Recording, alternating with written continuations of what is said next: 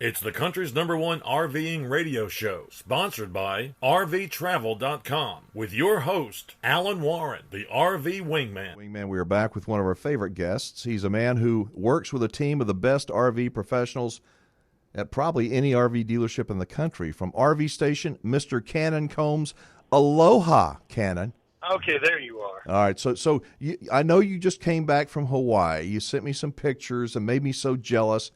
How'd that trip come about? What's the story on that, Cannon, real quick? Let me give you a little insight on that. So as a Jayco dealer, Jayco is one of the longest, best brands they built, and we're a pretty big Jayco dealer. And Jayco takes some of their top dealers on trips. And we were fortunate and blessed enough to earn a trip to Hawaii, and it was pretty awesome.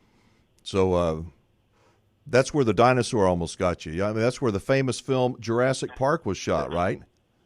So we took they take you on these little excursions, and they took us on a tour of where Jurassic Park was filmed, and it's absolutely outstandingly beautiful. And the guide guy, he says, "Okay, guys, look right here and act scared." But they grab your phone. So they grab my phone, and they're like, "Now act scared." And he takes the picture, and he says, "Come over here and look at this picture." And all of a sudden, this T-Rex is in the picture, and I'm like, how in the world did he do that in 2 seconds? So I delete out of my phone. I'm like, did he put an app on the phone? And so he grabs it and goes, "I got one better." So then, and I think this is the thing that you showed, but then he says, "Start running." And he makes a video of this thing chasing us and eating my wife and I. And it's the craziest thing, because I'm like, how in the world is he doing this? He has got no app on my phone. And do I tell you how he did it? Tell me. I thought it was real. I mean, it looks so real. No, seriously. Yeah, it's literally a hand puppet. And it looks, and if you saw the quality of hand puppet that this guy was using, so he was just taking his hand and putting it in, and he's done it so much that he was putting it in the picture perfectly. Wow. And it literally looks like a real dinosaur. Oh, that's pretty cool. That's pretty cool. I've got a lot of great feedback from those posts. Those were fun. Yeah. All right. So while you were gone having fun in Jurassic Park, we had some horrible weather back here in Texas, man. It got cold, tornadoes and storms all over the place. Let me tell you, it was our second night we were gone, and we were on our way to dinner, and we got the worst call ever. I got very fortunate that I have a ton of friends. I had a lot of family with all my kids. I got a couple SWAT guys that are buddies of mine. They were all calling me going, "Dude, there are tornadoes all around your house." Like warnings and watches. I mean, some had touched down. So it was a very long, night for us. It was 5 o'clock there. It's 10 o'clock here.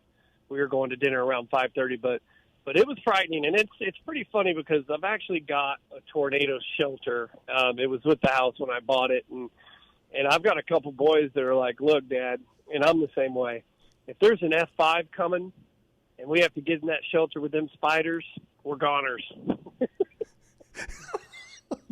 And I'm the same way, man. I would much rather be taken off in a huge tornado than get into that friggin' tornado shelter with all them spiders. They do make things, the bug bombs, and you can take care of that. I mean, that is something that you could do. All right, so hearing that, but the idea of putting a bug bomb in a small space seems like that's dangerous as well. But yeah. All right. So let's talk about the seriously, all kidding aside, the winter weather. A lot of people, even down here in Texas, I don't need to winterize my RV, but it doesn't take too many nights of 25-degree weather to cause some damage in your RV if you don't take care of it first. Yeah, if you don't winterize your coach, and we'll get into that in a little bit about the class. We're actually going to do our education about that. But you got to winterize your unit. In Texas, you don't have to take it to the extreme of actually antifreeze. Actually, in Dallas, my Oklahoma dealer pretty much winterizes a couple hundred coats at least going into December. Mm-hmm. And they'll come in. It's pretty inexpensive. You can get it done for I mean, I think it's usually $200, and we'll give a special. We do $99 specials. Bring it in, we'll do like a $99 special to winterize your coach. But it doesn't take a lot of work. But the big thing is making sure the water is out, because yes, if it gets frozen overnight for 2 or 3 nights, like it does up in here in Dallas and South Texas, and you got water in there, it's serious, and it can cause thousands of dollars of damage. Thousands. Yeah. And I'm glad you're going to be covering that on your next class. Before that, though, I know that you were really watching, as I was, this Proposition 5 in the state of Texas. We never talk politics on this show. It's not really political, but how cool is that Proposition 5 passed? Man, it's awesome. It's great for the parks. Yeah. Great to keep the parks up. And, I mean, people don't realize, like, a lot of people, Texas is one of the biggest states, if not the biggest. I'm pretty sure I think California's close and Florida are close, but we sell a ton of RVs.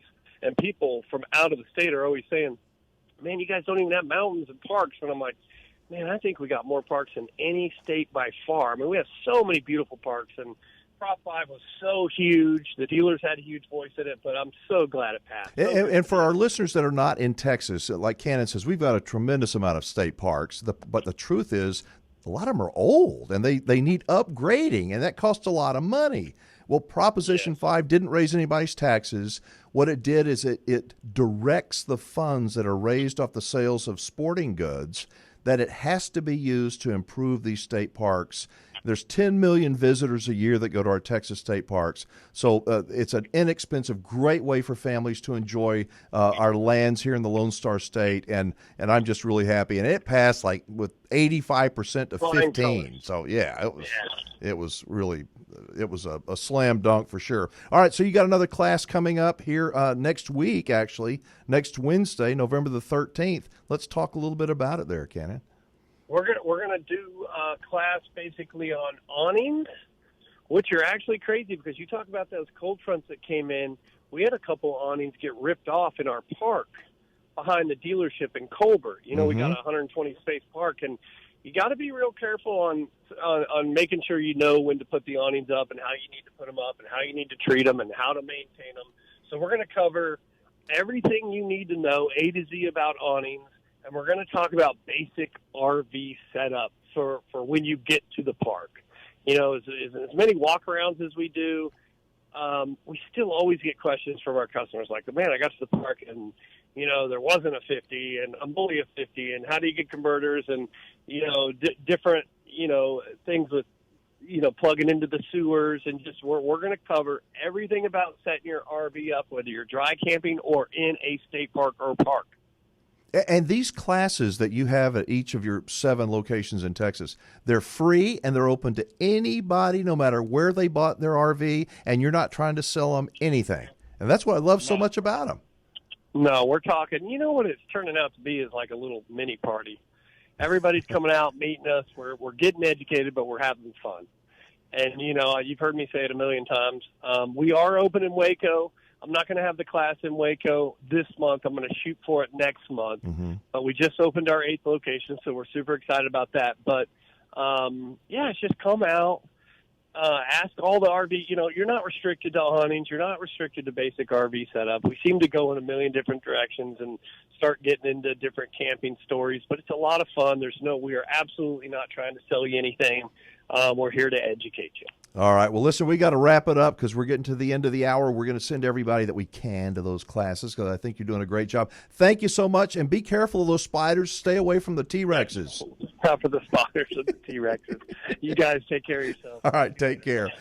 All right. So that's our buddy Cannon Combs from RV Station. He is one of the good guys for sure in the RV industry. You can RSVP for next week's class on our website at RVshowusa.com. Big pop-up right there on the homepage. In all honesty, I wish more dealers would jump on the RV education bandwagon and offer these free classes. They are so needed, so appreciated.